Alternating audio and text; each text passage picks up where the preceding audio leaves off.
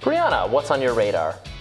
Well, Robbie, is Bill Maher defending slavery? That's what some folks have claimed following a segment on his HBO show Real Time last week. But is it true? Let's take a closer look. The segment at issue was on the subject of history and whether wokeness is getting in the way of truth. Maher argued that it is unfair to judge the past by the standards of the present, and that doing so is rooted in a woke desire to make contemporary humans feel righteous in comparison to figures from the past. Let's take a listen. And finally, new rule: you can get creative with a novel, a TV show, or a movie, but history books, that's not supposed to be fan fiction. How we teach our kids history has become a big controversy these days, with liberals accusing conservatives of wanting to whitewash the past, and sometimes that's true. Sometimes they do. But plenty of liberals also want to abuse history to control the present. And last month, a scholar named James Sweet caught hell for calling them out for doing just that. He criticized a phenomenon known as Presentism, which means judging everyone in the past by the standards of the present. It's the belief that people who lived 100 or 500 or 1,000 years ago really should have known better.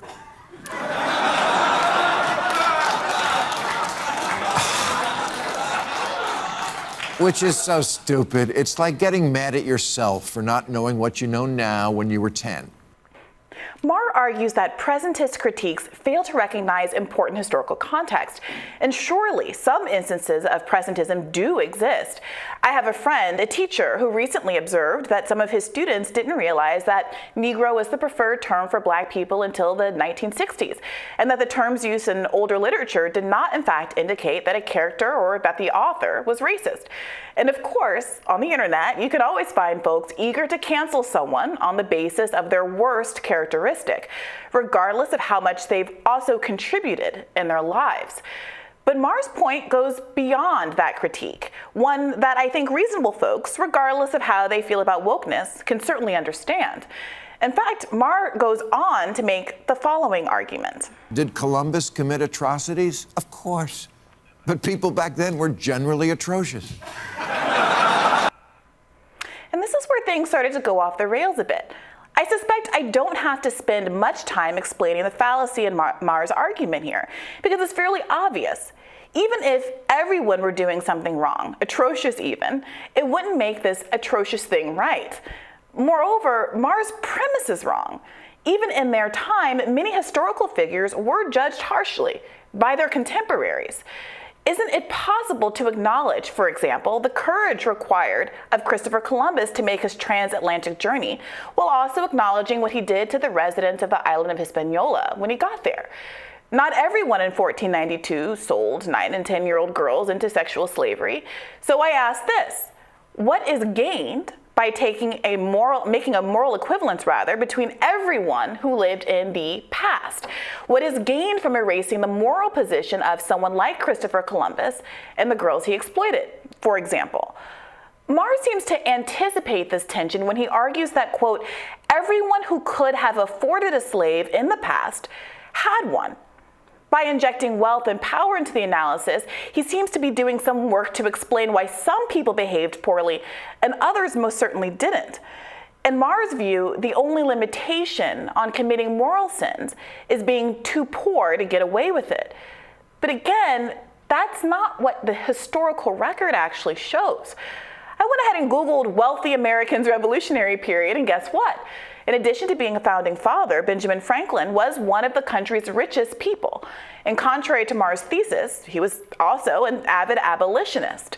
Moreover, he was far from the only one. Quakers began questioning slavery in the Americas as early as 1670, and a significant anti-slavery sentiment took hold in the mid-1700s. The Pennsylvania Abolition Society was founded in 1775, and by 1804, the northern states had all voted to abolish the institution of slavery. And of course, tensions mounted so high about this moral question of owning another human being that the bloodiest American war to date was fought to resolve the issue once and for all 57 years later. And I hope I don't have to mention that quite a few Black people were not big fans of slavery at the time. Quite obviously, people in the past held a range of views on the question of slavery, along with other moral questions. So why does Maher insist that historical context automatically absolves historical figures?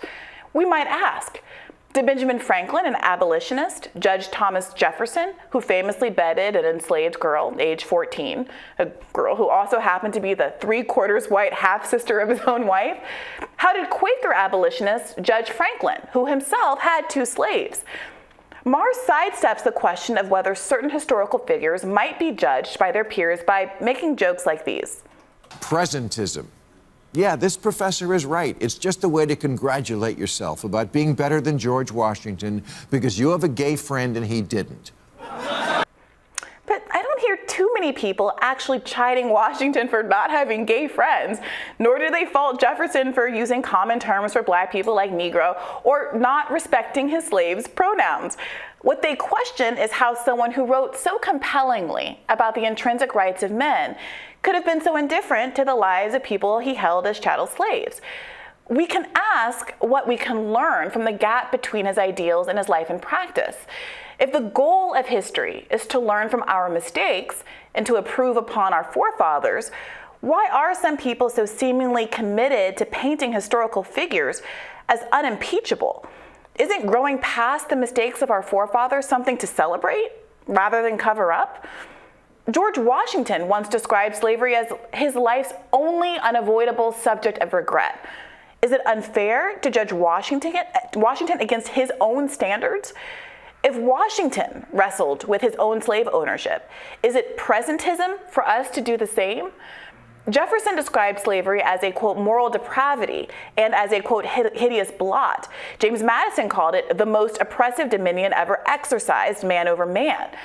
Is it woke to note that the men who wrote "all men are created equal" didn't in fact treat all men equally?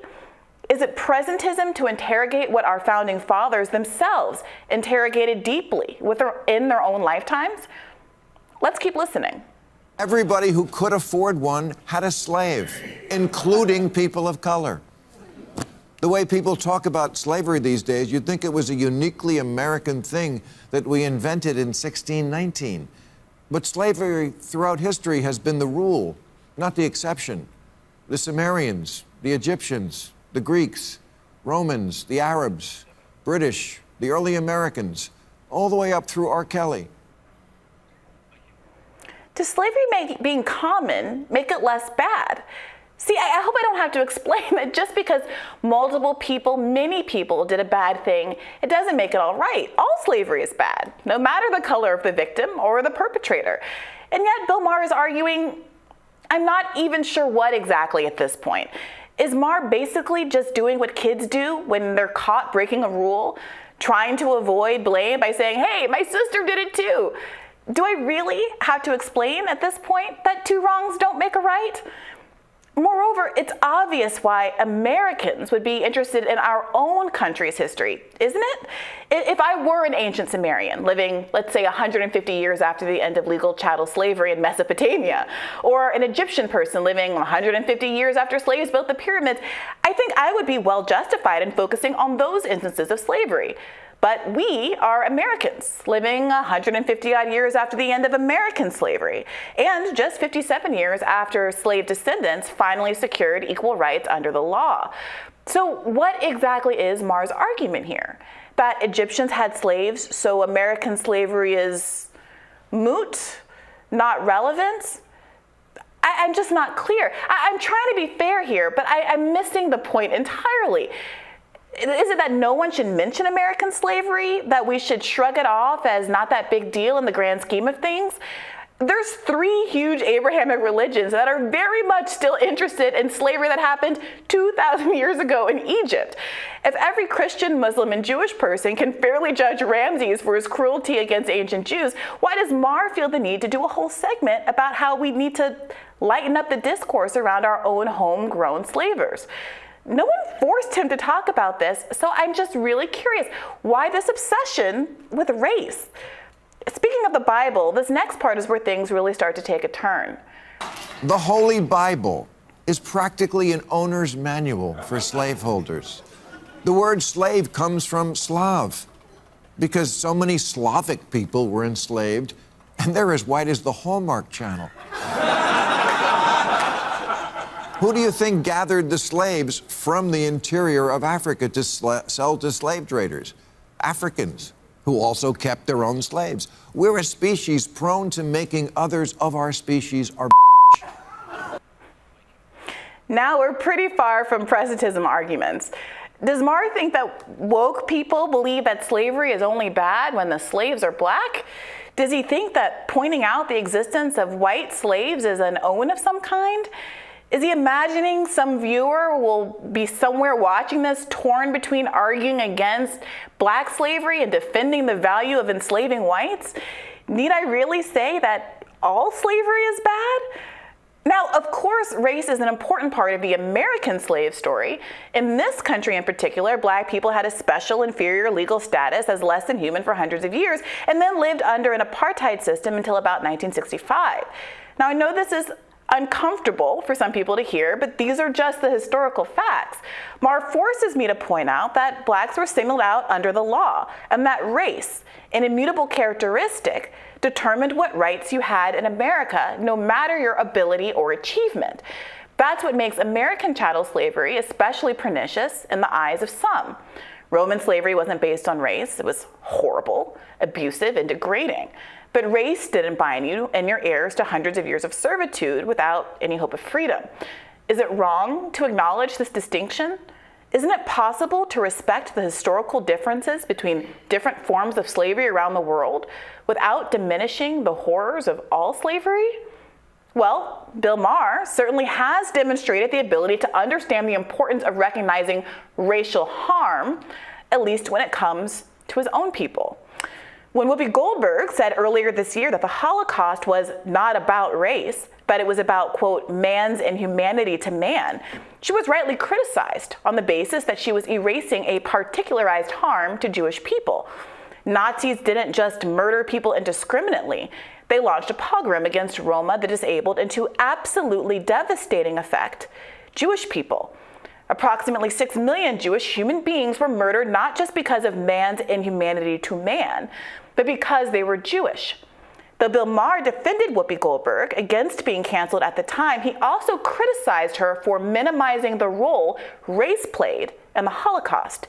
He said, and I quote, "I totally disagree with her crazy statement."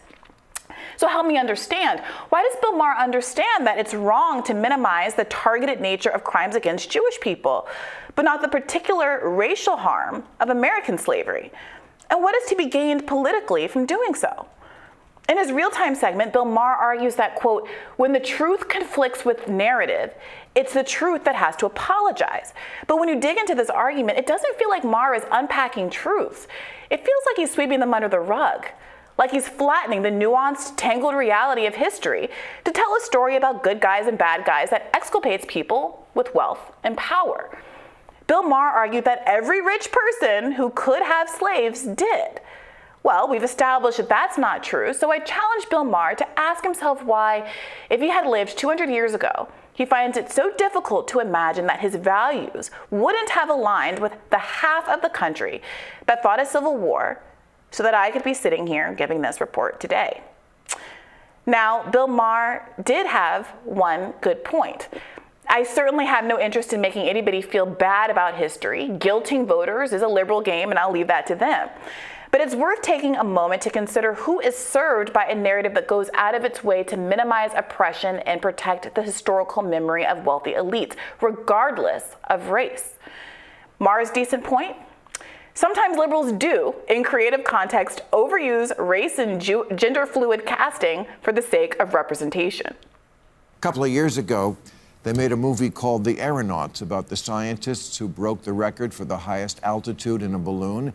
In fact, they were both men, but the movie made one of them a woman because, as the director explained, representation is important. So true.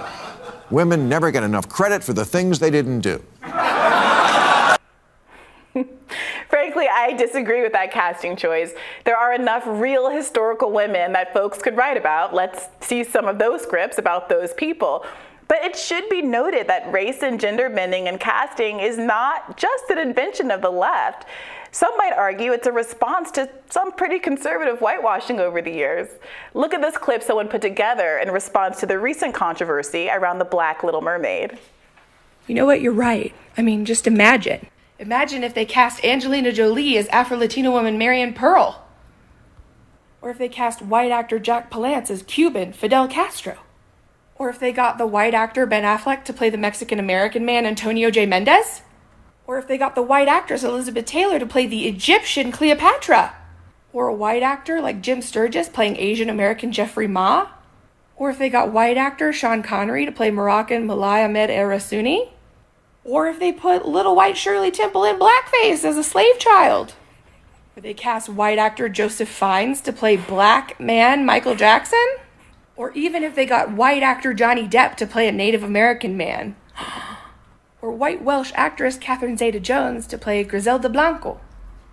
Or could you even imagine them putting white actress Katharine Hepburn in yellowface to play a Chinese farmer? I mean, we couldn't imagine white actress Jennifer Connelly playing a Salvadorian Alicia Nash, right?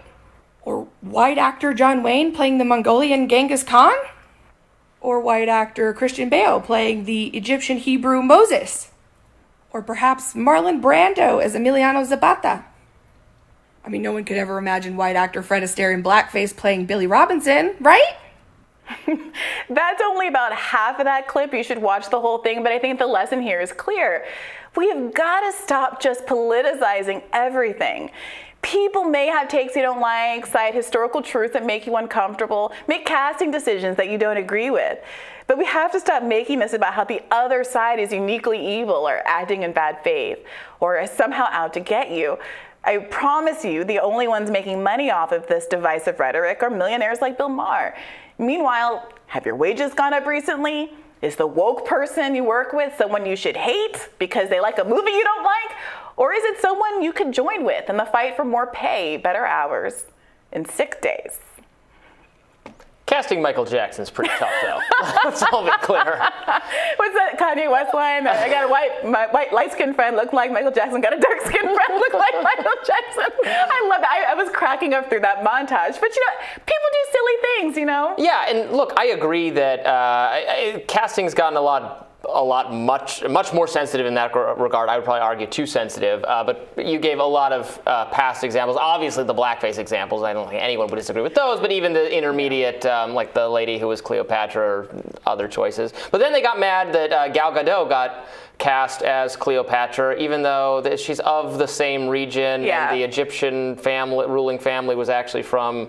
So some of this, then the woke people go, oh, that's not exactly the right. And like part of acting is trying to portray someone it should be within the bounds of like believable and plausible, and just not, it's more an issue of just not casting like people of color at all, right? You want to have more diverse representation. Yes, and I think that's part of why at a certain point there was this kind of shoehorning of people, non-white people into these kinds of roles. I think increasingly we have scripts that actually include people of color. Right. There's more interest in historical periods that actually feature a lot of people of color. It matters whether if it's a real historical person, there's some, I think, burden to be somewhat within the realm of accuracy. If it's a fictional character. Everybody got really mad. So many people they got mad at. Tilda Swinton, when she was cast as the Ancient One in the Doctor Strange franchise, because it's sort of a Eastern Asia character, Buddhist character. Mm-hmm. But like Tilda Swinton is a really cool and eccentric actress playing a magic Time Lord person. And I thought the casting was absolutely fine and she did a good job, and it was stupid to be mad. I do think that sometimes frustration about specific casting choices is less about the person and more about a broader frustration about inequality in society that people are trying to fix through a movie casting choice. Mm-hmm. And I wrote an article about cultural appropriation that basically made the same argument, that sometimes, it's not really about whether Kim Kardashian is wearing braids or not that people are really mad at. It's about whether or not we live in a society where people who wear braids to work are considered to be unprofessional if they look a certain way, but not if they're white. And, all these broader inequities are being played out on Kim Kardashian's head in a way that aren't necessarily fair to Kim Kardashian, and which really sidestep the issue. And certainly I think that the presentism arguments that Bill I want to go back to the rest of your, that was legitimate. the end of your. Yeah, go ahead. Yeah, so I think the point of, because you were very, what is the point of bringing this up or saying these things? I think the point on the slavery stuff is to because right, we agree everything you're saying is correct, and you're acknowledging and pointing out that, well, yes, there was slavery in all sorts of other societies. Are you saying that makes it slavery fine, or we shouldn't talk about it? I don't think, I can't speak for Bill Maher, obviously, but I don't think that's the reason it gets brought up in other contexts. I think it is to push back on a narrative you often hear from people on the left that slavery, or it seems like they're suggesting that evils like slavery are a uniquely white or uniquely Western or uniquely British imposition on planet Earth, when they are clearly not. That? Those words, uniquely white, uniquely British, uniquely American, look, I'm not going to say it's never been said, because there's always somewhere who's saying something. But the argument is that we're talking about American slavery because we're Americans and it just happened. Unlike Mesopotamia, we're here now and we're living with the consequences of what happened in our own country.